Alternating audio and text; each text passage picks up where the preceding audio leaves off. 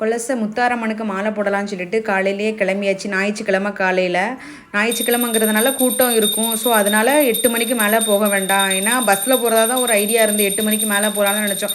இல்லைனா கூட்டமாக இருந்தாலும் இருக்கும், சண்டே லீவு வேறு. ஸோ அதனால் காலையிலேயே போயிடலான்னு சொல்லிட்டு முந்தின நாளே போயிட்டு கடல் தண்ணிலாம் எடுத்துகிட்டு வந்து வீடெலாம் நம்ம எல்லாம் எப்போ ஆக்சுவல் நம்ம க்ளீன் பண்ணுவோம்ல, எல்லாமே க்ளீன் பண்ணிவிட்டு விளக்கெல்லாம் பூசி வச்சுட்டு கடல் தண்ணியெல்லாம் வீடெல்லாம் தொளிச்சிட்டு மாலையும் கடலில் முக்கி கொண்டு எடுத்து வச்சு சாமி முன்னாடி வச்சு பூஜை பண்ணி எடுத்தாச்சு.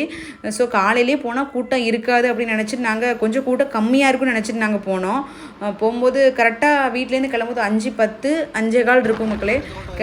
கரெக்டாக கோயிலுக்கு ரீச் ஆக 5:45 ஆகிட்டு.